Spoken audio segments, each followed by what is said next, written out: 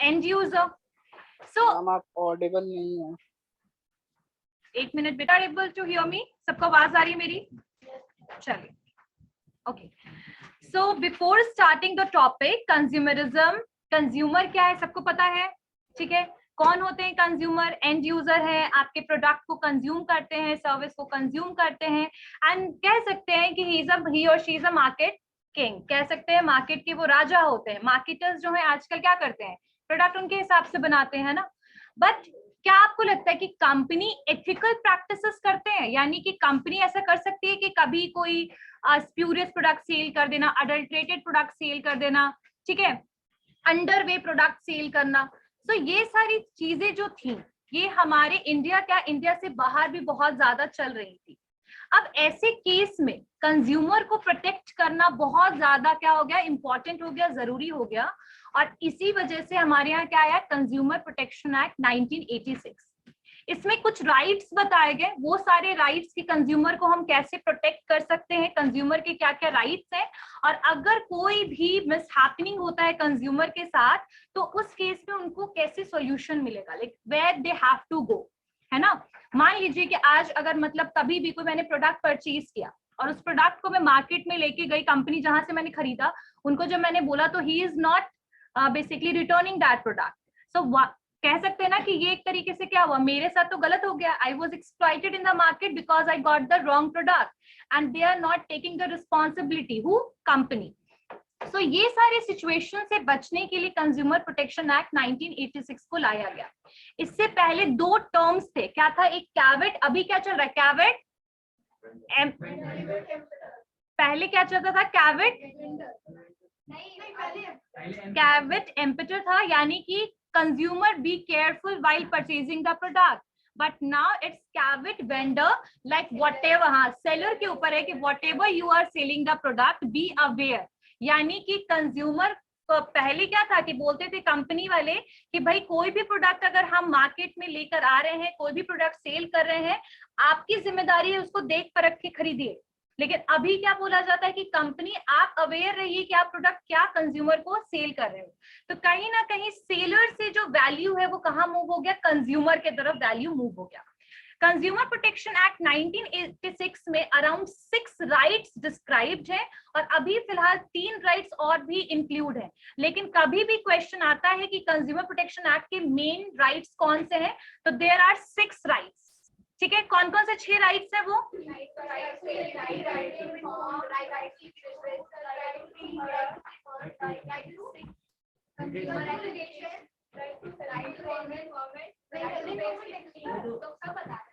Okay ठीक है. सबसे पहले आता है right to safety. What does it mean right to safety? यानी कि देखिए कोई भी बहुत सारे ऐसे प्रोडक्ट होते हैं, इलेक्ट्रॉनिक्स प्रोडक्ट होते हैं जिसमें कंज्यूमर की सेफ्टी बहुत इंपॉर्टेंट है. उसको हैंडल करना, उसको यूज करना, उससे कोई भी एक्सीडेंट हो सकता है. If there can be any kind of thing, कोई भी मिसहैपनिंग हो सकता है किसमें, जैसे कोई इलेक्ट्रिक का कोई काम है, जैसे आयरन है, आयरन हो या कोई भी इलेक्ट्रॉनिक आइटम्स होता है, उसमें एक ISI मार्क होता है, that is a safety mark, that is a standardised mark. ठीक है, इसका मतलब क्या है कि आप जब ये प्रोडक्ट को खरीदिएगा तो आपको एक क्वालिटी एश्योरेंस दिया जा रहा है कंपनी की तरफ से. क्वालिटी भी पढ़ाया था मैंने आप लोगों को, right.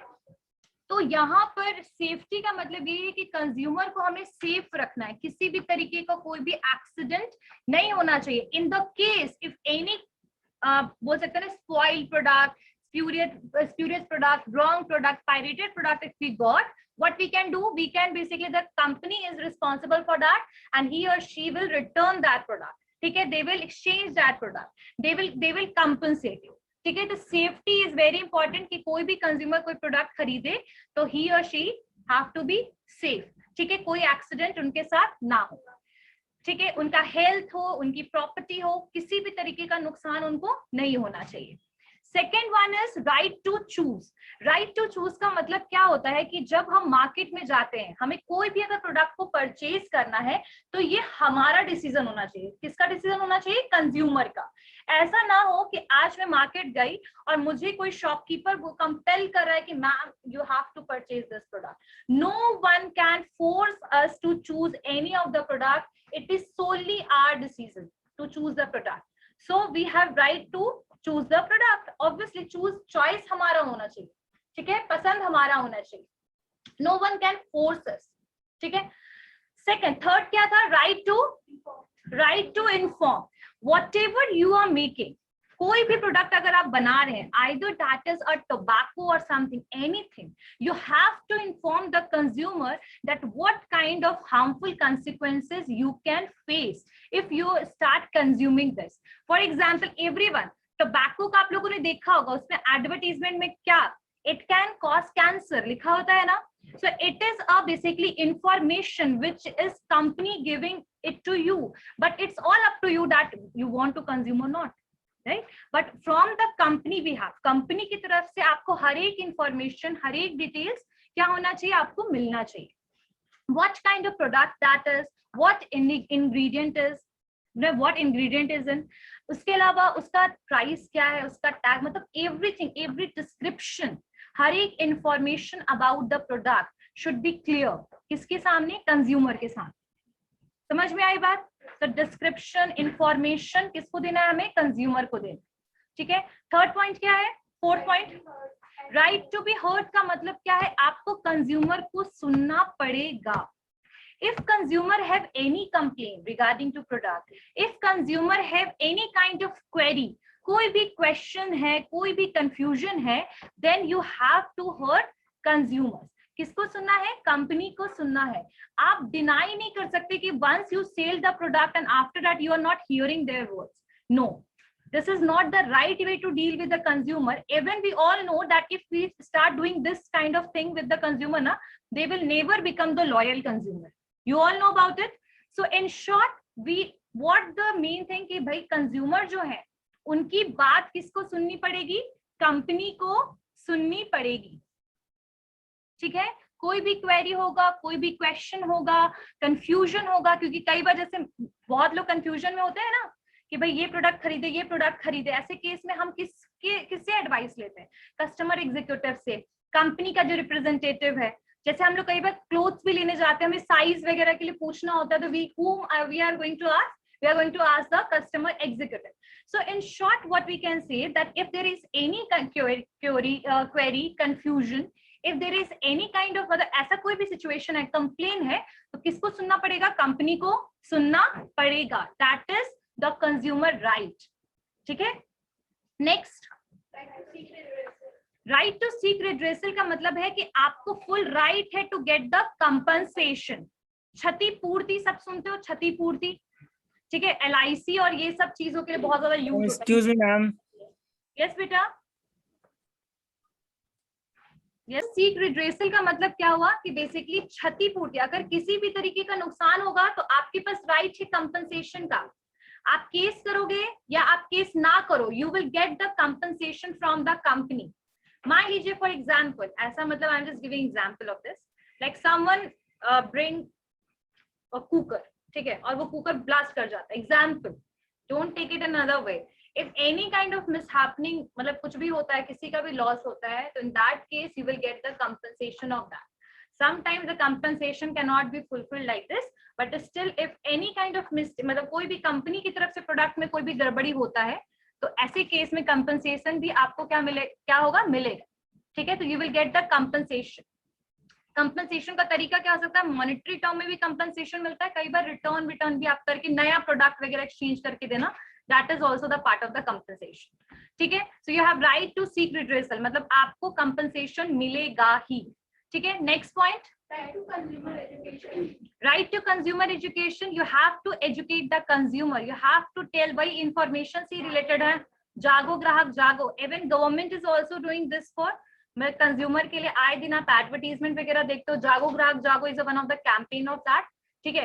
So we have to basically educate the consumer about the rights of their rights, उनके राइट्स के बारे में हमें एजुकेट करना है, उनको बताना है हमें बेसिकली किस बारे में कि व्हाट इज योर राइट्स। अभी भी मैं बता दूं, बहुत सारे ऐसे लोग होंगे जिनको कंज्यूमर राइट्स नहीं पता है। पता है आप लोगों को, सबको कंज्यूमर राइट्स पता है सबको?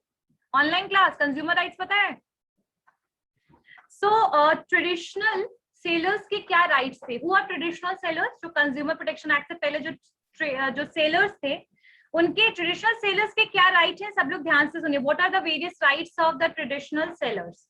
ठीक है, इसमें सबसे पहला पॉइंट है the right to introduce any product in any size and style provided it is not hazardous to personal health or safety or if it is to include proper warning and controls.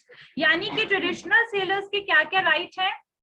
सबसे पहला traditional seller का जो right है, Sunil properly बैठो, क्या right है कि कोई भी प्रोडक्ट को और कोई भी प्रोडक्ट को किसी भी स्टाइल का किसी भी साइज का प्रोडक्ट को यू कैन इंट्रोड्यूस, बट ये चीज ध्यान रखना है कि कोई भी पर्सनल नुकसान किसी भी कंज्यूमर को ना हो, और अगर ऐसा है भी तो उसमें कंट्रोल्स एंड वार्निंग्स आप दे दीजिए, राइट? तो ये हाँ मेडिसिन वगैरह में भी लिखा होता है ना, स्टोर इट इन कूल, हाँ keep distance with children, keep out of reach, मतलब कुछ ऐसे लिखा होता है उसमें. So like in short, if there is any kind of harmful thing is there, you have to tell the consumer about it. The first right of the traditional seller. The second one is the right to charge any price for the product provided no discrimination exists among similar kinds of buyers. यानी कि किसी भी product का आप कोई भी charge रखिए, ठीक है? किसी भी प्रोडक्ट का, खैर स्टैंडर्डाइज प्रोडक्ट में प्राइस क्या होता है? एमआरपी इज देयर, ठीक है? एमआरपी इज देयर, लेकिन फॉर द नॉर्मल फूड, जो नॉर्मल आपके होते हैं खुले वाले जो होते हैं, उसमें क्या होता है? क्या हो गया? उसमें प्राइस जो होता है थोड़ा सा डिफरेंट होता है ना. तो यहाँ कहने का मतलब है कि आप कितना भी प्राइस रखिए किसका, प्रोडक्ट का, लेकिन जो भी बायर, आवाज बहुत कट रही है. Okay, everyone able to hear me? सबको आवाज आ रही है? ओके, एवरीवन म्यूट रहिए. चलिए, तो सेकंड वाला क्या था? बेसिकली फर्स्ट पॉइंट क्लियर हो गया कि कोई भी प्रोडक्ट कैसा भी साइज स्टाइल का बनाकर आप ऑफर कर सकते हैं कंज्यूमर को, बट वो पर्सनली नुकसान नहीं करना होना चाहिए, कंज्यूमर को नुकसान ना करे. अगर ऐसा कुछ है जो हम लोग बनाने टाइम कंट्रोल नहीं कर सकते तो उसकी वार्निंग आप बता दीजिए, वार्निंग दे दीजिए. सेकेंड है कि जो चार्ज है प्राइस का, प्रोडक्ट का आप कोई भी चार्ज कीजिए, अगर दो पर्सन सेम प्रोडक्ट ले रहा है तो उसका बस प्राइस डिस्क्रिमिनेशन नहीं होना चाहिए. मान लीजिए कि मुस्कान she went to the market, she will go to the market and she will buy the आटा, मान लीजिए ऐसा होगा. अब आटा लिया इसने, खुला आटा फॉर एग्जाम्पल, इसको 25 रुपए किलो दिया और आकांक्षा को 30 रुपए kilo. So this is called discrimination. I'm just giving example, don't take it personally. So in short what we can say that you don't have right to discriminate between the buyers, but you can charge any price, यानी कोई भी price आप set कर सकते हैं, ठीक है? Next, third one, the right to spend any amount to promote the product provided it is not defined as unfair competition. यानी कि आप कोई भी प्रोडक्ट को प्रमोट कर सकते हैं, अपने प्रोडक्ट को प्रमोट कीजिए, कोई कितना भी पैसा लगाइए, खर्च कीजिए किसमें, प्रमोशन में, लेकिन आप कभी भी अनफेयर कंपटीशन में इंडल्ज नहीं होंगे. What is unfair competition? Unfair competition क्या होता है? समथिंग इलीगल कह सकते हैं, और एक और चीज कह सकते हैं, वो क्या है बेसिकली कि आप कभी भी कोई भी प्रोडक्ट में कंपनी का नाम यूज नहीं कीजिएगा, ठीक है? गलत अनरियलिस्टिक चीजें और फेक प्रोमिसेस आप कंज्यूमर के साथ नहीं कीजिएगा. That should be clear. क्या होना चाहिए क्लियर? आपने जो भी प्रमोशन में दिखा रहे हो प्रोडक्ट के बारे में, दैट क्लियर हो गया. Next point, the right to use any product message provided it is not misleading or dishonest in content or execution. यानी whatever आपने कोई भी जो प्रोडक्ट मैसेज दिया, जिसको मैंने पहली पॉइंट में एक तरीके से एक्सप्लेन कर दिया, जो भी आपने प्रोडक्ट का मैसेज दिया है, ठीक है? अब जैसे फेयर लवली ऐसे क्लेम करता था ना कि भाई कुछ भी लगाएंगे गोरे हो जाएंगे, it is not possible. So in short, आप कोई भी प्रोडक्ट का मैसेज, उसको यूज करने का तरीका, जो भी आप बता रहे हैं, दैट शुड बी क्लियर होना चाहिए, और डिसऑनेस्ट नहीं होना चाहिए, ना ही misleading. Clear?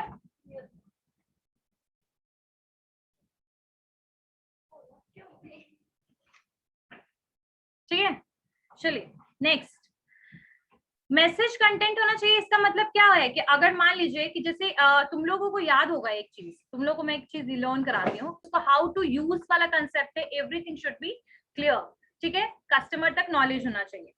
Next one is like the right to use any buying incentive schemes provided they are not unfair or misleading. यानी कि आप कोई भी मतलब इंसेंटिव वाले प्रोडक्ट होलसेलर से, मैन्युफैक्चरर से you can purchase, but that should be not unfair or misleading.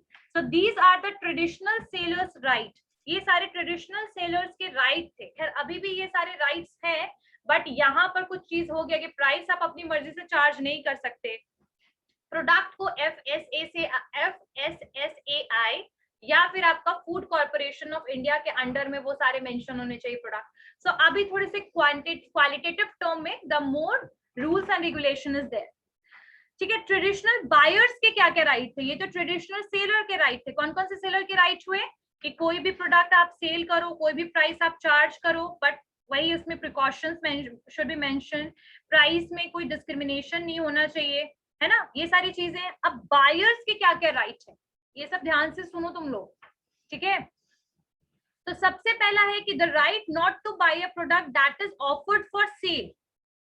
The traditional buyers right include, तो ये the right not to buy a product that is offered for sale, ठीक है, यानी कि जो भी सेल के लिए, सेल पर जो भी प्रोडक्ट है वो उनको नहीं खरीदना चाहिए। कहने का मतलब यही है, लेकिन मैं बताती हूँ क्या है। सेल पे भी जो भी प्रोडक्ट्स आते हैं दैट इज, क्या बोल रहे हो, ये कहना जो चाह रहे हैं ना वो एक्चुअल में, the right to expect the product to be safe, obviously safe होना चाहिए product. The right to expect the product to perform as claim, मतलब जैसा परफॉर्मेंस आपने क्लेम किया है वैसा ही वो परफॉर्मेंस होना चाहिए प्रोडक्ट का, ठीक है। उसके अलावा अभी फिलहाल जो कंज्यूमर्स के क्या क्या राइट्स हैं वो आप लोग एक बार सुन लीजिए। खैर राइट्स तो पता ही ना, 6 राइट्स जो, उसके अलावा कुछ और राइट्स हैं। Right to be protected against the unethical trade practices. Unethical trade में कौन कौन से टर्म्स आते हैं बेटा? Yes, last bench Ankit. Unethical trade practice में कौन कौन सी चीजें आती हैं? क्या होगा अनएथिकल ट्रेड प्रैक्टिस? मनी, चलिए स्टैंड अप। क्या होगा बेटा अनएथिकल ट्रेड प्रैक्टिस में?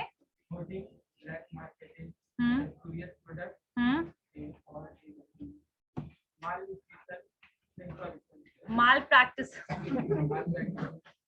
अनएथिकल ट्रेड प्रैक्टिसेस,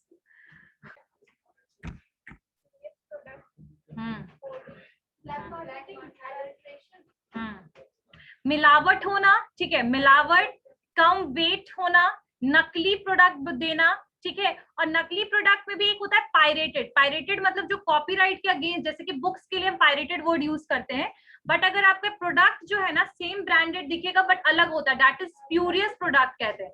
माल प्रैक्टिसेस, ठीक है। एक होता है ब्लैक मार्केटिंग, सस्ता प्रोडक्ट को पहले एक स्टॉक कर लो, उसके बाद उसको सेल करो हायर रेट पे। तो ये सारे के सारे क्या हो गए? अनएथिकल ट्रेड प्रैक्टिसेस हो गया।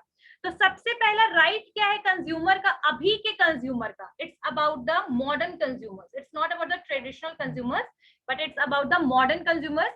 अनएथिकल ट्रेड प्रैक्टिसेस से उनको क्या करना है? बचाना है, सेफ रखना है, ठीक है। उसके अलावा हमें right to be well informed about the important aspects of the product, ठीक है। स्टैंडर्ड हो गया, ऑपरेशनल रिक्वायरमेंट हो गया, हाउ टू यूज हो गया, पॉसिबल साइड इफेक्ट्स क्या हो सकते हैं, what kind of side effect. जैसे मेडिसिन में always the side effects are mention, पता है आप लोगों को साइड इफेक्ट्स मेडिसिन के, that is mention that what kind of things happen if you will consume it over consumption से क्या चीजें हो सकती है। फिजिशियन से अगर आपने एडवाइस नहीं लिया तो what can be happen. So everything, side effect जो भी चीजें you have to inform. Third है कोई भी क्वेश्चनेबल प्रोडक्ट्स है और मार्केटिंग, मतलब यू कैन बी, मतलब right to protected against the questionable products, कोई भी हार्मफुल प्रोडक्ट्स है उससे बचना, और कोई भी ऐसे हार्मफुल मार्केट प्रैक्टिसेस है उससे बचना, उसके बारे में इंफॉर्मेशन होना कंज्यूमर को। उसके अलावा you have to right to voice the grievances और सजेशंस, मतलब ग्राइवेंसेस वगैरह, सजेशंस वगैरह के लिए you have right. You can get the redressing, वही compensation. You can select the best product, choose, and you can basically get a clean and healthy physical environment. और एक और भी अभी चीज इंक्लूड हो गया, basic needs should be there for the consumers. So all these are the part of the rights. Clear हो गया? उसके अलावा what are the unique problems of the Indian consumers? Indian consumers के क्या क्या unique problem है? ये सारे topics नहीं हुए थे ना क्लास में, ठीक है। Okay, unique problems of Indian consumers. Indian consumers के क्या क्या प्रॉब्लम्स हैं? सबसे पहली बात, यहाँ shortage of essential commodities occur very often in India. Essential commodities जो भी है उनकी शॉर्टेज बहुत ज्यादा है इंडिया में, ठीक है। इसी वजह से सच इम्बैलेंसेस, इसी इम्बैलेंस होने की वजह से यहाँ होर्डिंग का केस, ब्लैक मार्केटिंग का केस, ठीक है, प्रॉफिटरिंग का केस और करप्शन का केस बहुत ज्यादा हाई है, ठीक है, बिकॉज ऑफ द नीड जो है एसेंशियल कमोडिटीज का। तुम लोग को मैं एक और चीज बताती हूँ, एक मिनट इसको। Third point is like that majority of the Indian consumers are not conscious about their right, यानी अपने rights को समझने के लिए concern उतना ज्यादा है ही नहीं, किसके लिए, अपने rights के लिए, ठीक है। अब जिसकी वजह से क्या situation आया है कि basically obviously right नहीं होने की वजह से they are exploiting, who are exploiting, marketers are exploiting the consumers. And one more thing is there, that is the illiteracy rate. Illiteracy rate is high in the rural areas. So sometimes this is more often in the rural areas. These kinds of incidents are happening in the rural areas. So what we can say that the first one is shortage of essential commodities. Second one is the majority of Indian consumers are not conscious about their rights. Okay. So because of this reason, ये सारे reason जो है आपके क्या है, एक unique problems है Indian consumers के। उसके अलावा और क्या है, next, that there is a absence of adequate information की कमी होना, नए प्रोडक्ट के बारे में जानने की कमी होना, बहुत सारे लोगों के पास रिसोर्स नहीं है, ठीक है, और इसी वजह से लोग बहुत इजीली विक्टिम बन जाते हैं, ठीक है, बहुत जल्दी उनके साथ कुछ गलत हो सकता है, ठीक है। उसके अलावा they are easily able, they because of the illiteracy the people are not able to differentiate between the branded product and the spurious product. तो इसकी वजह से कई बार वो नकली इंफीरियर प्रोडक्ट को भी, स्पॉइल प्रोडक्ट को भी खरीद लेते हैं। Even one thing I just want to tell you, even in my locality what happened that the people are not watch, मतलब वो देखते ही नहीं है आपका एक्सपायरी डेट, कुछ भी खाने पीने की चीज लेते हैं तो। And because of this reason once even I bought the expiry product, फिर मैंने घर पे देखा, then I just return it. So हाँ, तो ये सब चीजें मैं आपको बताने की कोशिश कर रही हूँ। People sometime the people are in the hurry, the people don't have time and they are not looking up toward these kinds of information, and sometime they are purchasing the spoiled product, inferior product और the substandard and wrong product. Clear हो गया? Next one, there are not as such organized or developed आपकी कोई मतलब यहाँ पर consumerism जो है ना, that is in the case of the initial stage में अभी भी बहुत जगह पे कंज्यूमरिज्म है। मतलब 1986 में आ तो चुका है, लेकिन the people are not following the rules and regulations, not proper organization is there।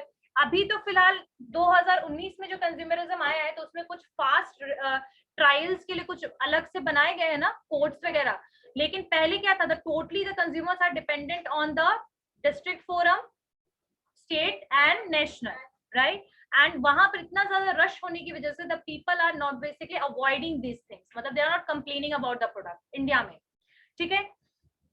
बहुत ज्यादा यहाँ इंडिया का जो लीगल सिस्टम है बहुत ज्यादा टायरसम है, बहुत ज्यादा लॉन्ग है, बहुत लॉन्ग प्रोसेस है।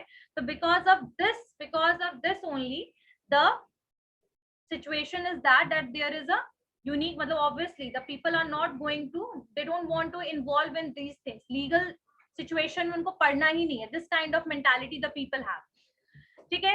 उसके अलावा बहुत सारे पब्लिक सर्विसेज हैं that are provided by public sector undertaking, ठीक है, जो पब्लिक इंटरेस्ट के लिए चीजें कर रही हैं, लेकिन उनका परफॉर्मेंस बहुत ही अनसेटिस्फैक्टरी है, गवर्नमेंट ऑफिसेस का, गवर्नमेंट वर्क्स का, राइट।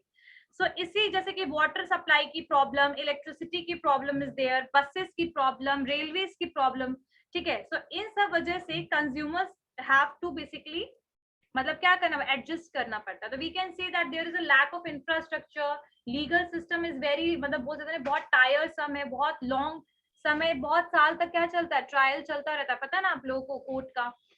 उसके बाद बहुत सारे कंज्यूमर इलिटरेट हैं, तो they don't have knowledge that what are their basic rights, उनके बेसिक राइट्स क्या क्या हैं, उनको नॉलेज नहीं है। लोगों को राइट्स के बारे में पता भी है तो दे डोंट हैव टाइम कि वो कुछ एक्सपायरी डेट वगैरह भी नहीं देखते हैं, they are not basically looking up toward the product and they are getting the substandard, inferior, wrong, ठीक है, प्रोडक्ट, ठीक है। तो ये सारी जो चीजें हैं, ये सारा प्रॉब्लम कहाँ है, इंडियन मार्केट में। क्लियर हो गया एवरीवन, सबको क्लियर हो गया? What are the unique problems of Indian consumers, unique problem of Indian consumers, सबको क्लियर हो गया? उसके बाद सेकंड एक है misleading and deceptive advertisement. Misleading and deceptive का मतलब क्या होता है? वैसा एडवर्टीजमेंट जो पर्सन को क्या करे, मिसलीड करे, भटका दे। बिल्कुल, जैसे कि यहाँ पर कुछ है डिसेप्टिव एड जो होता है, वो जो क्लेम्स करते हैं दैट इज नॉट राइट, ठीक है। So deceptive advertisement and misleading advertisement, misleading and deceptive advertisement एक बार देख लेना, समझ नहीं आएगा तो I will explain it once again. Anyone have any doubt? Okay. So see you all in the next class, online class. Online class. Anyone have any doubt? No, ma'am. No, ma'am. समझ में आया? Yes, ma'am. Sellers के क्या क्या right है? Consumers के, अभी consumers के क्या क्या राइट है? इंडियन कंज्यूमर्स के साथ क्या क्या प्रॉब्लम्स हैं, ठीक है। तो इन सारी चीजों को बेसिकली एक बार देख लीजिए आप लोग, ठीक है। उसके